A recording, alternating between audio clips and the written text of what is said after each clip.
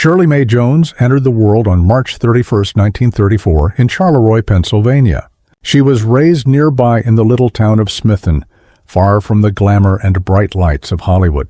Hers was a simple upbringing, but even in those quiet surroundings, it was clear she possessed something remarkable. From the time she was a young girl, her parents noticed her voice, crystal clear, angelic, and filled with promise. They encouraged her to study seriously, arranging singing lessons that would change the entire course of her life. That gift carried her into the hands of two of Broadway's most legendary names, Richard Rodgers and Oscar Hammerstein. They were so captivated by her soprano and the natural, wholesome glow she radiated that they offered her something no one else had ever received, a personal contract with them. It was a one-of-a-kind honor and an extraordinary launchpad. That opportunity placed Shirley in front of cameras for her very first motion picture role in Oklahoma, 1955, where she brought to life Laurie Williams, the spirited farm girl at the heart of the story. The movie was a smash hit, both critically and commercially, and in an instant, Shirley Jones became a household name. The momentum didn't stop there. She lit up the screen again in Carousel, 1956, starring opposite Gordon MacRae, and she won over audiences in The Music Man, 1962, as Marion the Librarian alongside Robert Preston. These films showcased her wholesome beauty, her flawless voice, and her ability to portray women who were sweet yet strong. By the early 1960s, Shirley had been crowned America's sweetheart. But Shirley wasn't content to stay in the safe lane of innocent ingenues. She wanted more. And in 1960, she made a bold move that shocked both critics and fans. She accepted a role in Elmer Gantry opposite the powerful Burt Lancaster. As Lulu Baines, Shirley transformed into a woman scarred and broken by a manipulative preacher. The performance was raw, emotional, and far removed from her sunny musicals. The risk paid off. She won the Academy Award for Best Supporting Actress. That single role permanently shattered the idea that she could only play sweet, simple heroines. Shirley had proven herself to be a dramatic actress of the highest order. In the 1970s, Shirley reintroduced herself to the world in an entirely different way, through television. From 1970 to 1974, she played Shirley Partridge, the widowed mother of 5 in the Partridge Family. The show became a cultural touchstone, watched by millions each week. With warmth, humor, and steady maternal strength, she became one of television's most beloved moms.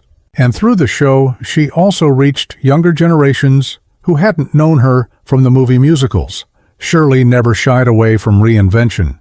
In 1975, she starred in the intense TV drama Winner Take All, portraying a compulsive gambler whose addiction destroyed not only her finances, but also her marriage. It was a stark departure from her sunny roles and proved once again that she was fearless in her choices. Her career continued with more roles, both comedic and dramatic. In 1979, she starred in the NBC sitcom Shirley. Though the show only lasted a short time, it was another step in her wide-ranging journey. She later delighted audiences with a cheeky guest spot on The Drew Carey Show in the 1990s, playing Drew's older girlfriend. And she gave fans a nostalgic thrill with a cameo as Shirley Partridge on that 70s show in 2000. But some of her finest work came in serious, emotional roles.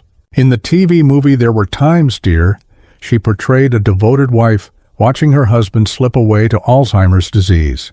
The performance was deeply moving and earned her an Emmy nomination, a testament to her ability to capture heartbreak with honesty and grace. Her personal life was as full of drama and passion as her career. On August 5, 1956, Shirley married actor Jack Cassidy. Their marriage looked like a Hollywood fairy tale. She, the luminous rising star. He, the charismatic Broadway talent. Together, they had 3 sons, Sean, Patrick, and Ryan, and she also became stepmother to David Cassidy, who would later become a teen idol through the Partridge Family. But their marriage, though filled with love, was also stormy. By 1975, Shirley and Jack divorced. Then, tragedy struck in December of 1976. Jack's apartment caught fire, after he fell asleep smoking a cigarette, and he did not survive. For Shirley, the loss was devastating. Even years later, she admitted openly that she never stopped loving him. He was the love of my life, she often confessed, acknowledging that no matter where life took her, Jack Cassidy remained her greatest passion. In 1977, she married again, this time to comedian Marty Ingalls. Their marriage was quirky, sometimes rocky, but it endured nearly 40 years until his death in 2015. Marty could be eccentric and unpredictable, but he adored Shirley completely, and she admitted after his passing that she loved him deeply and missed him every single day. Still, Jack Cassidy's shadow lingered in her heart. And then there is Burt Lancaster. For decades, Shirley answered carefully whenever asked about him, never revealing too much. But now, at 91, she has decided to speak plainly. She first encountered Lancaster while making Elmer Gantry. He was already one of Hollywood's towering figures, athletic, commanding, intense, and utterly magnetic. Working alongside him was both thrilling and intimidating. Burt had this incredible energy, Shirley recalls. One moment he could charm you completely, and the next he could terrify you. He forced you to rise to his level, or else you'd be swallowed up by his sheer presence. To the public, Lancaster was virile, larger than life, with the swagger of his circus acrobat background.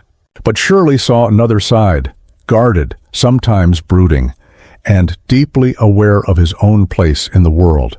He built walls around himself, she says, but if you were patient, you saw flashes of real sensitivity. He was always thinking, always calculating. What impressed her most was his professionalism. He never coasted, she explains. Every line, every scene mattered to him. He pushed me further than I thought I could go. He scared me to death sometimes, but I learned so much from him.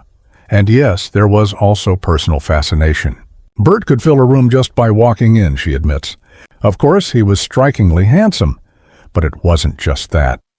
It was the power of his presence. You couldn't ignore him, and truthfully, you didn't want to. Shirley is clear that their relationship never crossed the line into romance. But the magnetism was undeniable, and the memory of it has stayed with her. Now, with 9 decades of wisdom, she sees him differently. Back then, I thought he was untouchable, almost mythic. Today, I realize he was simply a man. Brilliant, flawed, passionate, complicated. And that's why people remember him. He wasn't easy, and he wasn't simple. He was Burt Lancaster. And there will never be another like him. At 91, Shirley Jones no longer feels the need to hold back. Her words are not meant to scandalize, but to honor a man who shaped her as both an actress and a woman.